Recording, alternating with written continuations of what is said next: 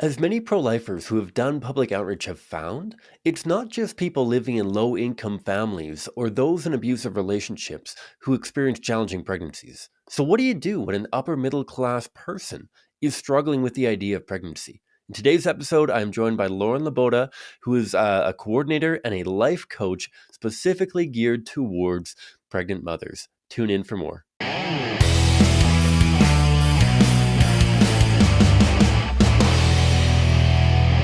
Hi, folks. My name is Cam. I am the host of the Pro-Life Guys podcast, a show dedicated to equipping you with the tools that you need to have compelling and compassionate conversations about abortion so that together we can change minds, save lives, and transform our culture. There's an initiative of CCBR, and I want to thank each and every one of you for tuning in. Again, some of you may be new. I know there's many people who tuned in for the first time on last week's episode, which featured Laura Clausen from Choice for Two, as we talked about their most recently released video, The Procedure. For those of you who haven't seen it already, please check out, first of all, Laura's video, The Procedure. You can find it on YouTube. You can find it on lure.tv. You can find it on a lot of other sources, social media and whatnot. It's surprising how long it has lasted on a lot of social media platforms. Check out the video and then come check out the interview that I had the opportunity to do with Laura Clausen. It was really cool. And this is a little bit of a change of pace, but I think that it fits very naturally into an episode right after a conversation about the reality of what is happening during an abortion and what many people in the medical field face. As many people know, Laura Clausen and her organization Choice for Two, I think it's fair to say, is first and foremost a pregnancy support resource. And as I alluded to in the introduction, for many people, pregnancy support doesn't necessarily mean that they can't afford diapers or prenatal vitamins. Pregnancy support for a lot of people doesn't mean necessarily getting them out of abusive relationships.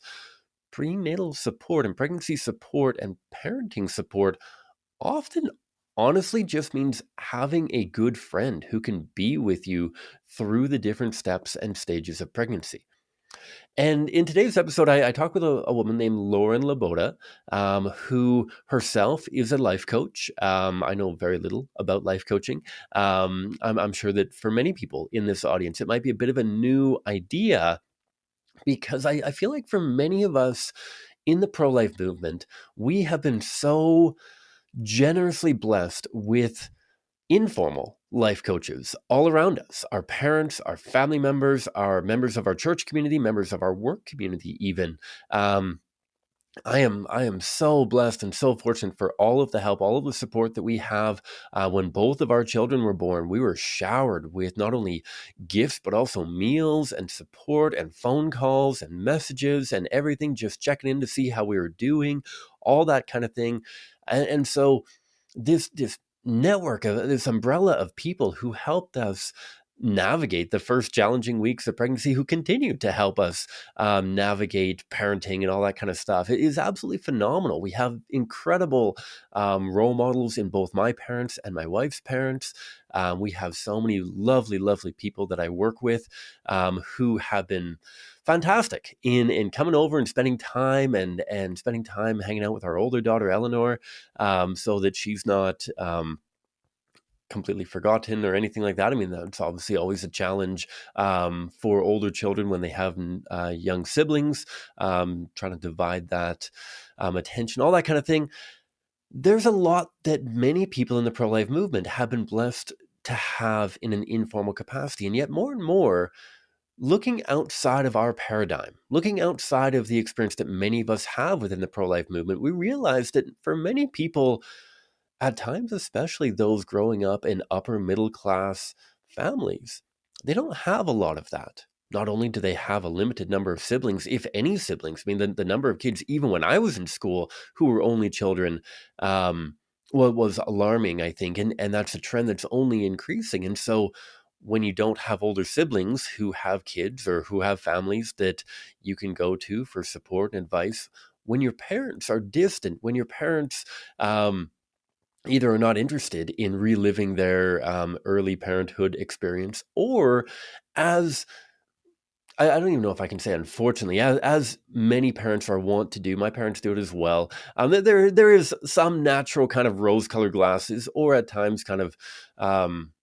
apologies for the language, but crap colored glasses that go on depending on how you experience parenting kind of thing, right? That my parents were very fortunate, very blessed. My in-laws were very fortunate and blessed through a lot of their parenting experiences. And so they often look back with rose-colored glasses at, this was great and that was great. And it was just such a beautiful, wonderful time. And parenting is just all the joys of parenting. They get that parenting is hard, but in a lot of ways, um, parents may, or the grandparents of a new child, the parents of the new parents, may come across as a little bit out of touch or reluctant even at times to share their parenting wisdom because a lot has changed, right? I mean, from the time that I was a child to the time now, I mean,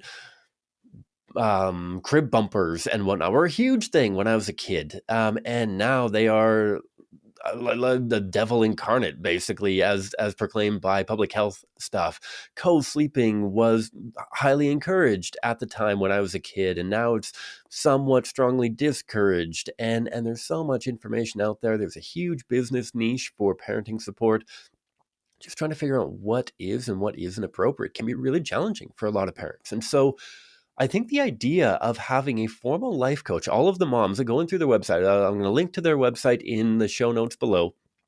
Um, all of the parents who offer this life coaching, going through their website. I think the smallest family among them was like 5 or 7 kids or something, and many of them, it appears, raised in Christian homes and that kind of thing, and so they're able to offer a lot of wisdom that is foreign to a lot of people going through pregnancy for the first time, going through parenthood for the first time in their family, all that kind of thing. I mean, both my wife and I were the first kids in our families to have children of our own, and so we were kind of blazing a new trail there. But we had lots of friends that could help out and coworkers and that kind of thing.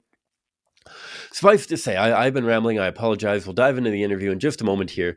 Um, but suffice it to say, I think that there is a very, very interesting niche for a lot of people in our society for this idea of a formal life coach.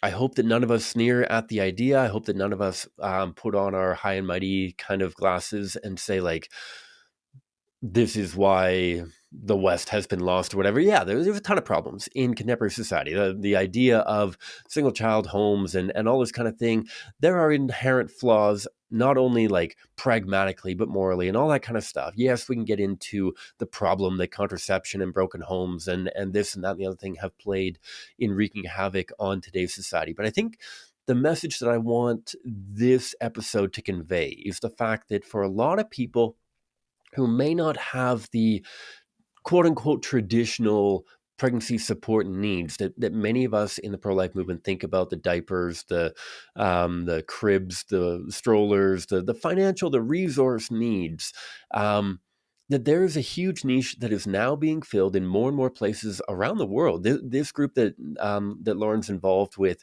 is only in the States. She's looking to expand not only to having moms in Canada, but they do everything via Zoom. And so people can tune in from wherever they are in the world. I think it's a really cool initiative. And so I highly encourage you, if you stuck on through all of my rambling, please stick in through the conversation that I have here with Lauren Loboda, who is a life coach specifically geared towards pregnant and new parents.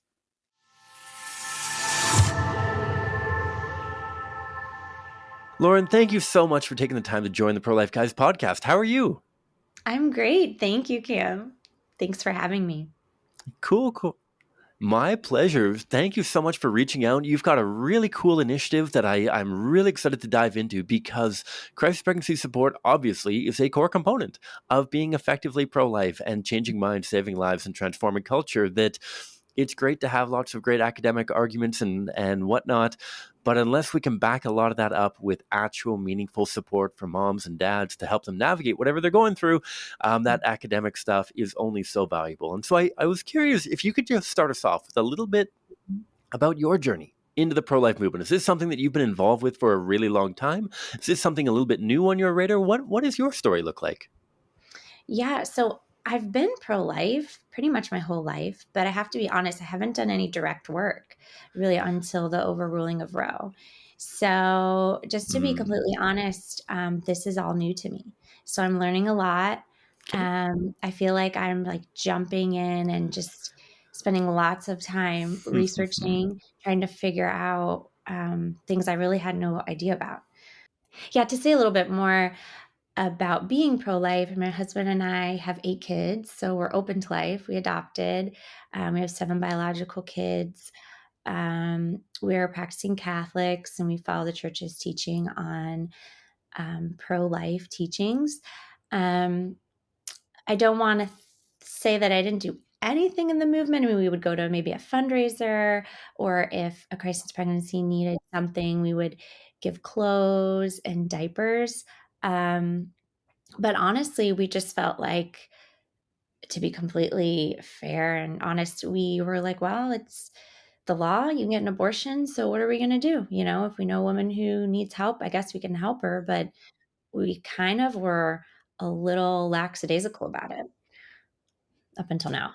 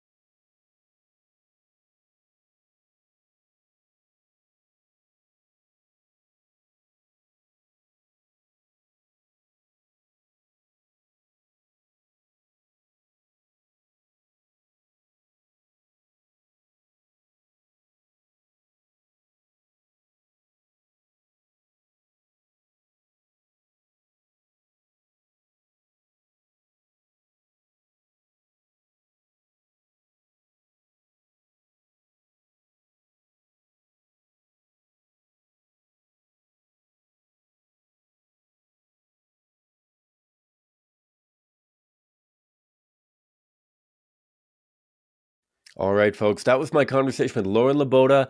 I hope that you enjoyed it. I hope that you appreciated it as much as me. As I mentioned off the top, this is a very new kind of idea for me, and maybe it is for you as well. Maybe the idea of just being generally overwhelmed by the idea of parenting, maybe that's something that's foreign to us. Maybe we've had a ton of people in our churches, in our communities, in our neighborhoods who are parents. Maybe the idea of not having parental role models is somewhat foreign to us. But in a culture of broken homes, in a culture of small families, in a culture that has done away with the traditional passing on of parenting skills, it's young moms and young dads who are left in the wake. That it's not their fault that their parents haven't taught them more about parenting. It's not really their fault that their parents didn't have more children. It's not really their fault that they weren't raised in the church. It's not really their fault that they don't know an awful lot about parenting. And they have a lot of questions that maybe people like you and I would would be surprised that that's a legitimate question they might be asking. And yet our paradigm is entirely different than so many other people that we're encountering while we're doing pro-life outreach. And so I hope that we can take this message to heart. And I hope that when we're having conversations about abortion, because again, that's what this whole show is about. I know that we've departed from a lot of the traditional apologetics episodes. We're going to get back into a few of those in the coming weeks here. Don't worry. I hope that conversations like this can help improve and enhance the conversations that we're having with a greater knowledge of what is available, so that when you're at a high school in a upper middle class neighborhood, when you're talking to somebody on a street corner on a doorstep who is very clearly not in financial need per se, who is very clearly in a stable relationship, stable situation in their life, and yet entirely overwhelmed and anxious and daunted by the idea of pregnancy, we can have this resource floating around in the back of our minds as well, that we can roll out as is appropriate. That there are people who are very willing and very capable of supporting people in an anonymous capacity, how they can navigate whatever it is that they're going through. Don't know how to fold a diaper? They can help you. Don't know how to decide what kind of clothing to get. Is it buttons or snaps or zippers? For the record, always do zippers. If you're buying gifts for friends or family members or anybody else, or even for your own children, word from somebody who has done up and down a ton of jammies and cotton onesies and all that kind of thing. If in doubt, get zippers. Yes, you have to be a little bit more careful that you don't like zip it up a million miles an hour and chop their little neck and nick them there. But all else being equal, zippers are incredibly convenient. Things like that a lot of people don't know. Um, what what do you do? Do kids actually need shoes? Do infants need shoes? Again, spoiler alert, they don't. Yes, they can look very cute, but at the end of the day, if they can't walk, they don't need shoes unless it's to keep them warm. And if that's the case, then like an extra couple pairs of socks or some big fluffy slippers are enough. Anyhow, this is not. I'm not a life coach. I'm sure that some of this information is actually flawed. Lauren and her crew that work with her in coaching moms are going to know this a million times better than I do. However, I hope that you enjoy the conversation. Thanks a ton for tuning in. And thank you a ton for getting us so close to 100,000 downloads. This is so cool. When Peter and I launched this show just over, when did we launch it? Just almost 2 years ago, I want to say. Yeah, just over 2 years ago. Sorry, this is episode like 119 or 120 or something like that. And so just over 2 years ago, we had no idea that we would grow this big, 100,000 downloads. We are very, very consistently, because of wonderful supporters and faithful listeners like you, very consistently in the top 20 of how-to podcasts in all of Canada. At times, we've even reached that mark in America and other countries around the world. And so it's so, so cool. Such a blessing to have you along for the ride. Thank you a ton. And don't hesitate to share the episodes around. And as I mentioned off the top again, please do check out last week's episode if you haven't already on the procedure and my interview with Laura Clausen. The last thing that I'm going to give a shout out, because we're getting close to the season of giving, Christmas and Giving Tuesday and all that kind of stuff, please don't forget the Pro-Life Guys in your support this year. We've had a ton of incredible and faithful Patreon supporters. If you're not already a Patreon supporter and you want to help not only grow the show a little bit more, most of the overhead of the show has already been looked after, though. Most of the support that you offer through Patreon goes towards putting boots on the ground. Volunteers, interns, staff members on street corners and on doorsteps across the country. And so your support is so deeply appreciated. And so if you're already a supporter, thank you so much. If you're not already, or if you have been in the past and you would be willing to prayerfully consider joining our Patreon support team again, that'd be absolutely incredible. Thank you a ton. I am working on getting more content to you. Right now is crunch time for CCPR getting our conversations, man hours, and view goals done for the year. As soon as I'm through this next little absolute crush, I mean, I'm recording this at like an absurdly early hour in the morning so that I can get out and do an outreach for most of the rest of the day here. As soon as we're through that, we're going to get a ton of content going to our Patreon supporters as well. I appreciate all of you who are Patreon supporters who have clung on through the barren winter that has been Cam Cote being at the helm of managing everything. Peter did a fantastic job before it fell onto my plate. And so I thank you for hanging on. And for anyone new, I hope that I'm able to offer some degree of added value to you as joining onto our Patreon team. But that's a way too much rambling for me. Thanks so much for being a part of the show today and in the past. And I hope that you'll be along for the ride in the future as well. Thanks much, and God bless you abundantly.